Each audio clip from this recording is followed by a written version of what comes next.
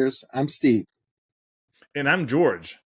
Join us as we unpack the challenges, excitement, preparation, and passion for travel. Hey, George. How you doing, Steve? Pretty good. How are you doing today? I'm doing great. I'm excited for our part two. Part one was you talking about the Savoy Hotel in our last episode, And so the Savoy in your last episode, and then I get to reveal my number one. I can't wait. This should be really good. Well, it's going to be hard to top your number one. That was an excellent hotel, world class. But Yes, I it will is. try my best. I'm sure you won't disappoint. Well, I'll jump in. So, kind of a backstory how we got to my number one. January/February of 2023, we did a pretty big trip. At that time, and it was to India, Nepal, and then we ended up in the Maldives. And Nice. the number one hotel on my list was the Hilton Amingiri Resort and Spa in the Maldives. And Wow. if I can tell you a little backstory, if I may. Please do. So, for myself and Zoraida, we have ideas and trips planned and places we want to go, like all travelers do, right? And one place on our bucket list was the Maldives. In a previous episode, I think it was number 3, was Fiji. That was a place that Zoraida had always wanted to go as a little kid. It was on her bucket list. And as we've traveled, we've wanted to add the Maldives. We wanted to add like Bora Bora and Tahiti, the Seychelles, stuff like that. And so it was time for the Maldives. And I had been looking at it for a couple of years now. And it can be very overwhelming. Those that have been or have not been to the Maldives, there is so many islands, or they call them atolls, and so many resorts. You really can get overwhelmed trying to figure out where to stay, where to go. It is pretty expensive to go there. One of the things I did learn, and I would like to share with the audience, is that you can make the Maldives as cheap as you want and as expensive as you want. Okay. A lot of people, when they think of it, they think of the over the water bungalows or type rooms.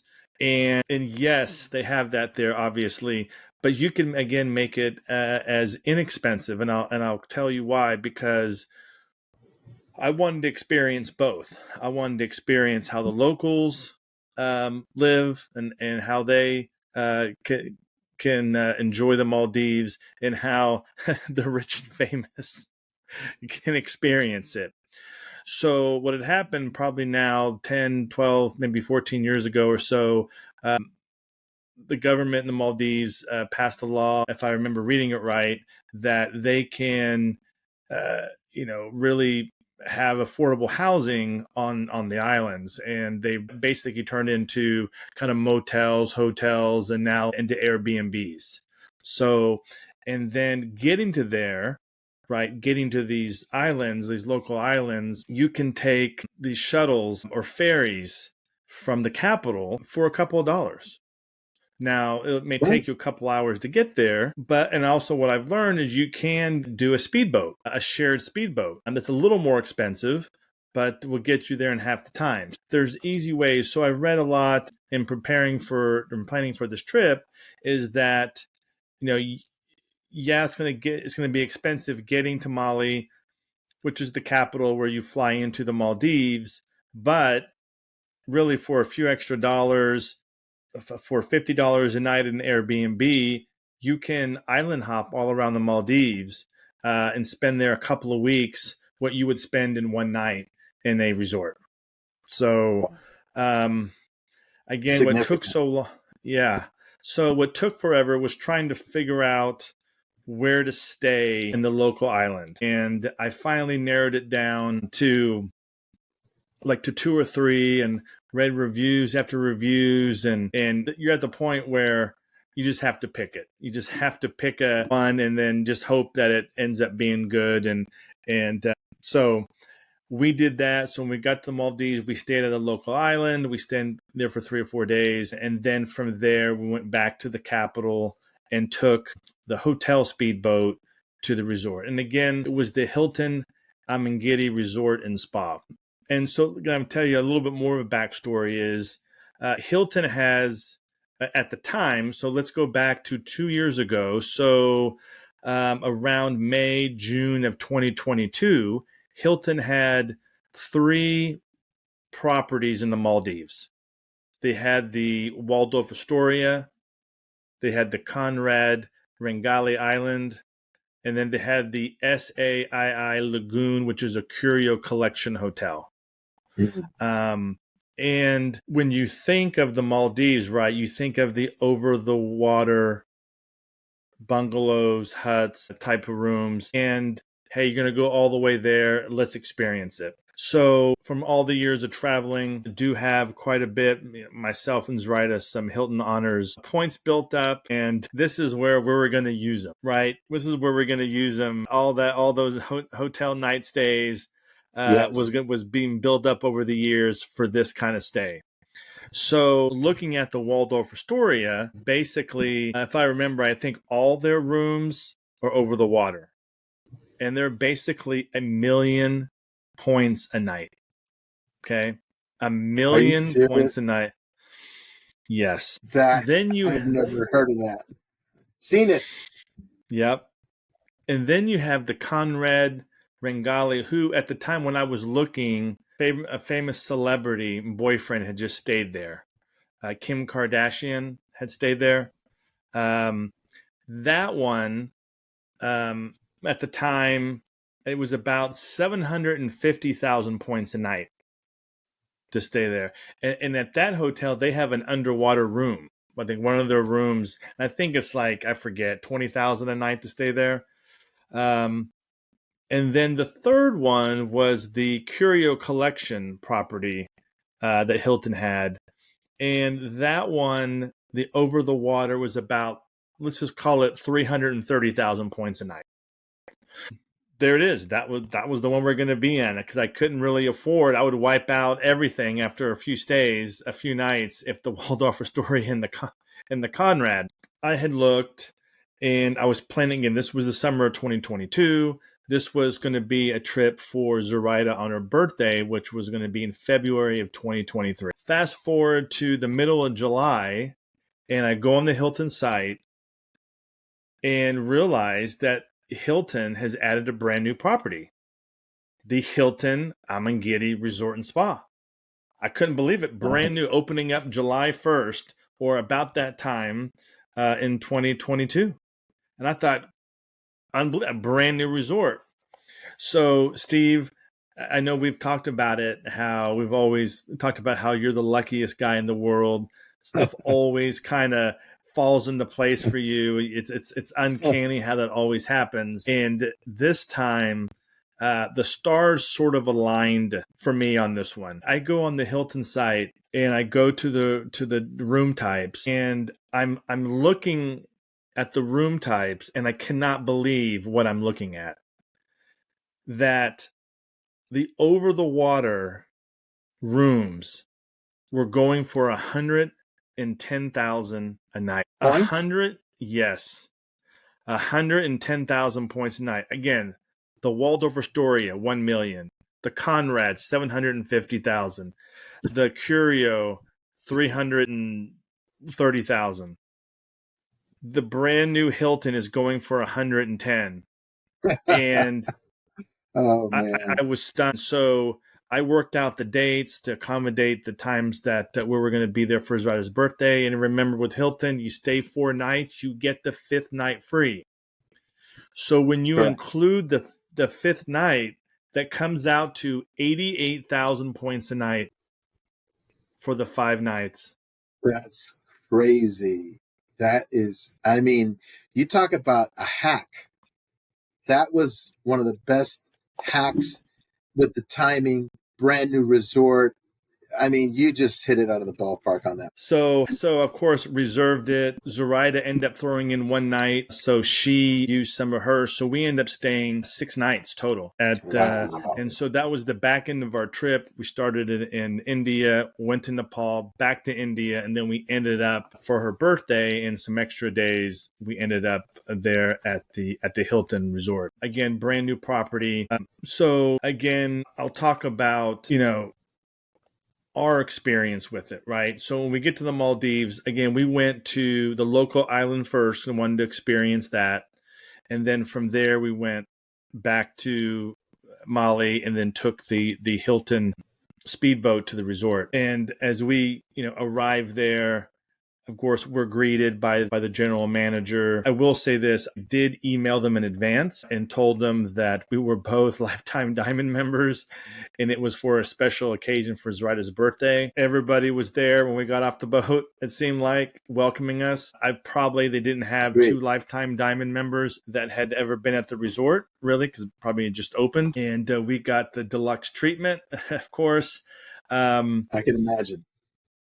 And as we've talked about before, when you arrive at a hotel and get checked in, it's sort of a whirlwind, right? You're amazed at everything you're looking at. The water is crystal clear. The amenities, the lobby area is right there, like on the water.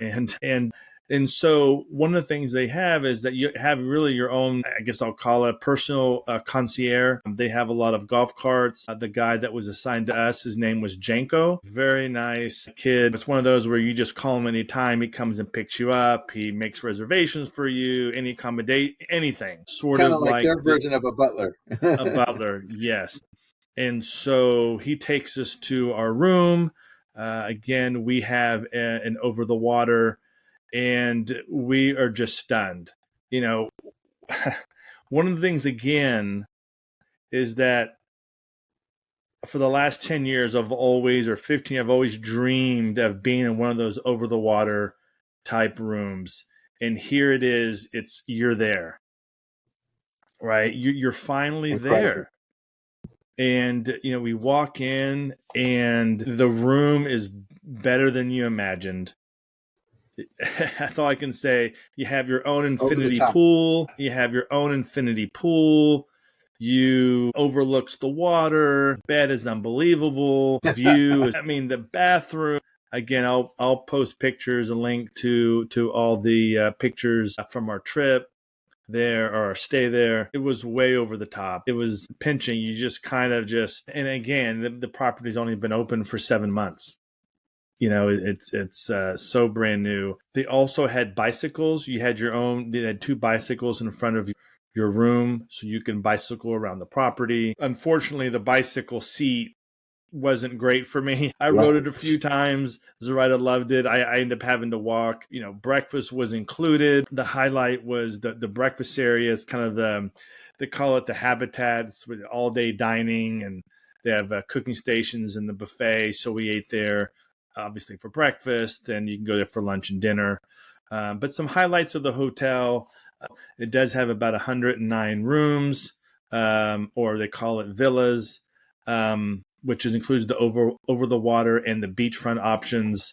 Every one of them has your own type of private pool, if it's an infinity pool or not.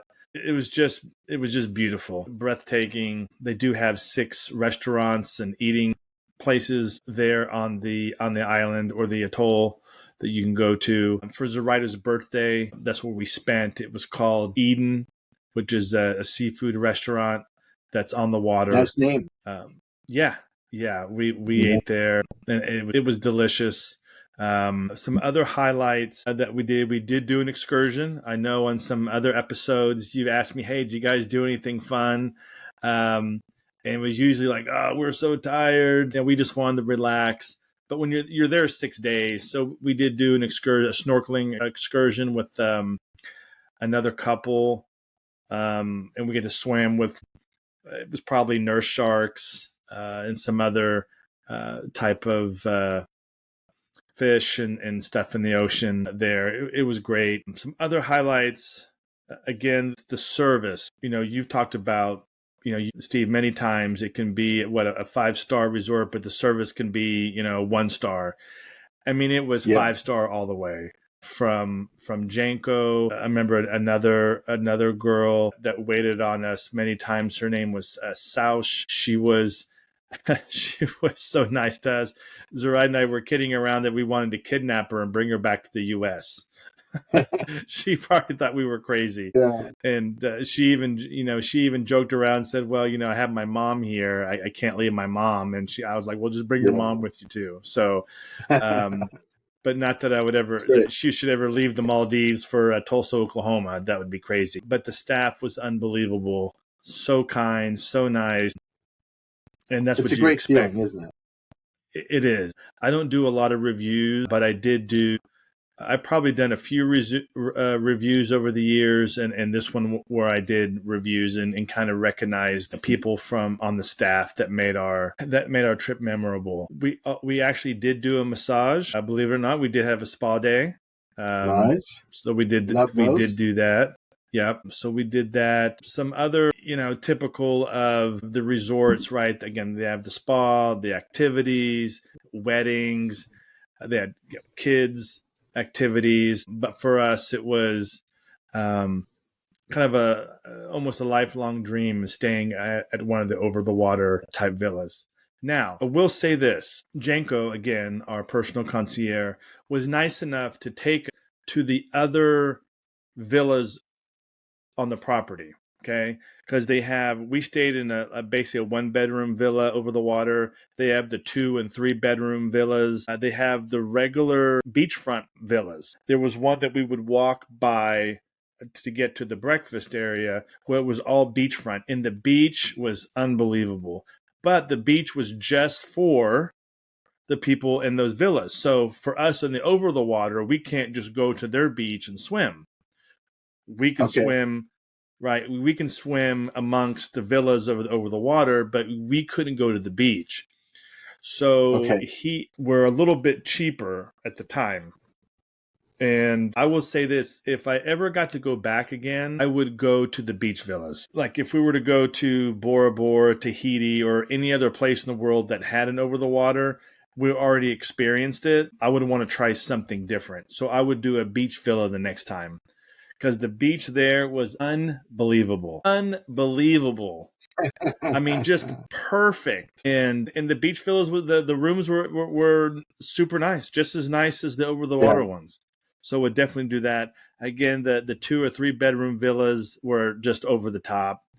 They even, Steve, had a private area on the property for the rich and famous that wanted to not be known they were on the property. They can arrive via their own boat or their own whatever to get there. And I think it's made up of 2 or 3 or 4, 5, whatever villas properties. They showed it. We didn't get to go there, but they showed it to us from the distance. So someone like Kim Kardashian and her whole crew could come there and no one in the resort would even know. So, and I Yeah. say that Yeah. because they would be bringing their own staff with them. Even the staff that works at the Hilton wouldn't even be there, because those folks would bring their own staff. They would only be there to clean after they left. So now, inside the room, one of the things that I'd like to share, besides the infinity pool, they did have at the foot of the bed, they had a deal where you could look down below into the water. So you can flip on the light at night and you can see the fish, Incredible. swimming. This is Mm-hmm. incredible. So it was definitely, Steve, it was one of the greatest experiences. Say this for those that have been there or been to a resort in the Maldives or have not. I do want to share one last thing is, again, the expense of, if you're going to a resort, you can't get to that resort unless you go through the resort itself. So you can't take a private speedboat or a ferry to the Hilton or to the Waldorf Astoria or anything like that. You'd have to take theirs. And that's where they get you. I think the Conrad, if I'm not mistaken, you had to take a plane. to get to the Conrad. That's where they get you on price. And I'll give you an example. On that private island, or the local island, I should say, that we stayed at, was about 20 minutes south of the airport. So we did a private transfer. It was $30 each way per person, right? So for us, it's $60 going there, $60 coming back. We didn't want to do the ferry, $120. It's fine. It took about 20 minutes. Getting, again, 20 minutes from Mali, going, instead of south, going to the Hilton is 20 minutes northwest. The total cost for both of us going and coming was over $700. Yep. Oh my gosh. So, and I know it. It's the cost of doing business. If you wanted to go to the Maldives, you want to stay at a resort like that, that's where they get you. So you can probably, if you work hard, you can probably find pretty good flights into Mali, but it'd be almost that cost just to get from the airport to the resort. That's incredible. It is incredible. And that is back then, a few years ago. Yeah, that was up to now. Right. I mean, and I share this with our audience because it was so hard to find that information. I mean, I dug and I dug and dug, and then I finally messaged the hotel to get the right answer, to make sure, because none of us want to be surprised and have sticker shock when you get there. So I say that just because, the information was sort of hard to find. They don't just come out and say in some of the websites is how much it cost. So if someone were to ask me, if you were on a budget and you were to come to me and say, hey, George, I want to go to the Maldives, what would you recommend? Me personally, I would do a local island. I would take a ferry or a local speedboat. And at these local islands, you can arrange a day trip to a resort. Interesting. And experience all that for a day. So great idea. Yeah. And so that would be my recommendation. Now, if it's your dream to go to and stay over the water like it was for Zoraida and I, yeah, do that. But if that's not on your bucket list, you just want to go to the Maldives, you can hit plenty of atolls, do the ferries, and stay at Airbnbs for a fraction of the price. And you can spend, like I said earlier, 2 or 3 weeks for the price it would cost you to stay a couple of days or a couple of nights at a resort. So, but that, Steve, is my number one. Again, wow. Being a brand new Hilton property, again, the service was great. And also, one of the highlights, if you were to ask me what really stood out to you about that property and being there, was breakfast. The breakfast Really? area is, it's right there on the water. We have pictures, and Zoraida and I, eating right there. It's funny because the tables are like right there on the edge, and they even have netting, kind of like a top golf. Like if you a top golf and you swing, you lose your balance, you fall off, you fall into the netting. It's the same kind of thing. And the water is just blue as can be, as you picture it, as you see it in the online or in magazines. That is, to be able to just go there and sit there for an hour and eat and just relax and look at it, and then have the service that we did. That's what really stood out. Zoraida and I have talked about it, and we always go back to the breakfast area, and the view and the scenery that we had for those days that we were there. A couple of final thoughts, Stevie, and I'll open it up for questions. I did go on the Hilton website today and realized that Hilton has added 5 new properties. I haven't deep dived into it. I don't know if it's through I know Hilton has acquired some other brands over the last year, if it's part of them, but they do have now a total of 9 properties that you can stay at. They still have the Waldorf Astoria, the Conrad, the Curio, the Hilton, and they have 5 others. Even though we probably won't be going to the Maldives anytime soon, I'll definitely take a look at those and see exactly where they're at. It seems like Hilton has put out everything but the kitchen sink out there in the Maldives. I mean, usually when I see a snapshot clip of the Maldives, it's in a commercial, it's in a movie, it's a celebrity, it's some kind of festival, it's something major. But, getting back to what you said about the breakfast and being such in the ambiance of the breakfast every morning for 6 days.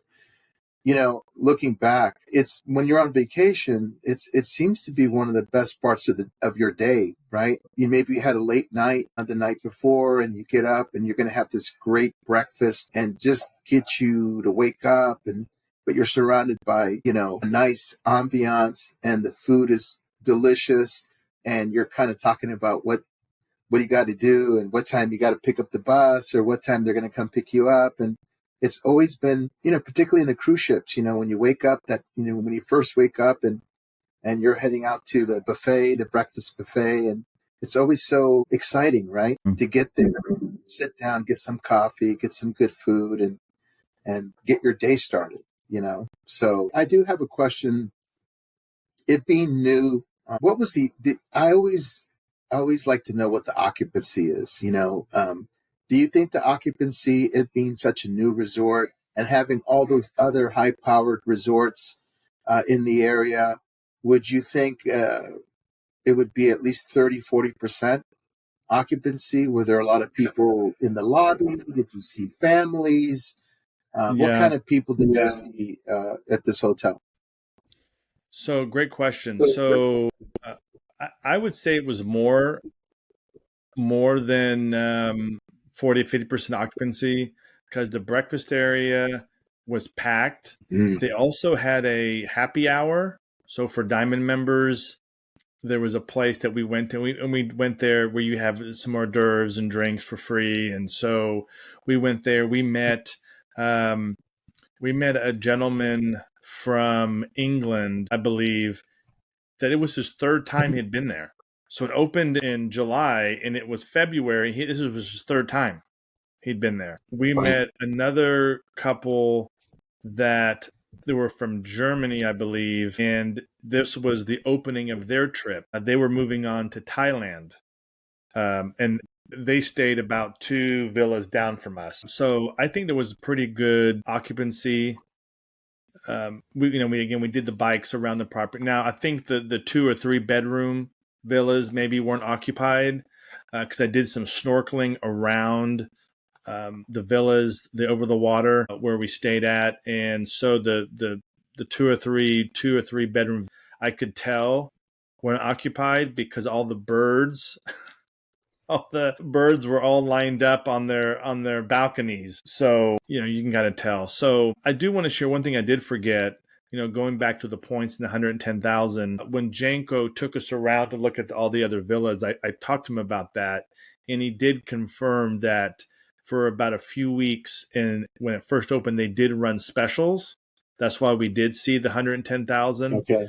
So the 110,000s are for the beach villas, and the over the water Okay. ones are about, and I didn't check today, but when I checked when we got back, those are close to 700,000 points a night.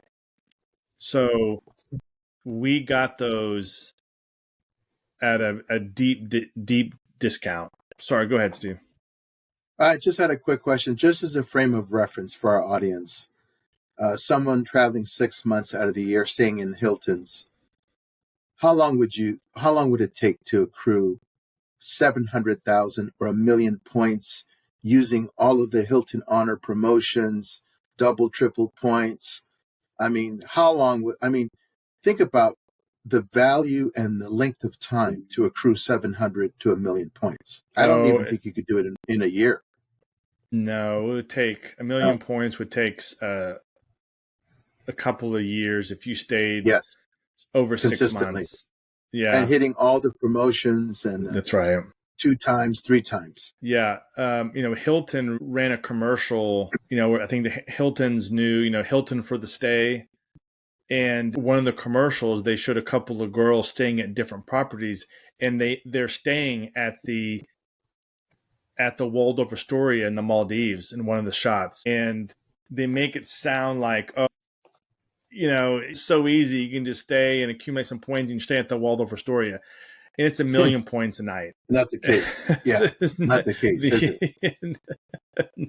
1,000,000 points is hard. It's a hard number to reach, even It is. if you're traveling a great. I know I've probably exceeded our time talking about this trip. Just to talk about Janko again. Janko, our concierge, was really nice. We did communicate a lot through WhatsApp. I did send him a message 1 year after we had been there. So February 2024, I sent him a message. Hey, how you doing? And he is no longer at that property. He went back home to his local island, I believe. He has a great Instagram, his own personal Instagram account. And maybe I'll, if I can find it, I can share it. But Janko was one of the reasons why it made such a big impression on us. So, and it's interesting that you mentioned a Janko, because like you had Janko, we had a person on the honeymoon cruise in Italy. His name was Chet. He was from Thailand. Namaste. And he was so amazing. He was like a moment maker. He helped make the moment, the experience. He enhanced it with his presence, with his greeting. Good morning, madame.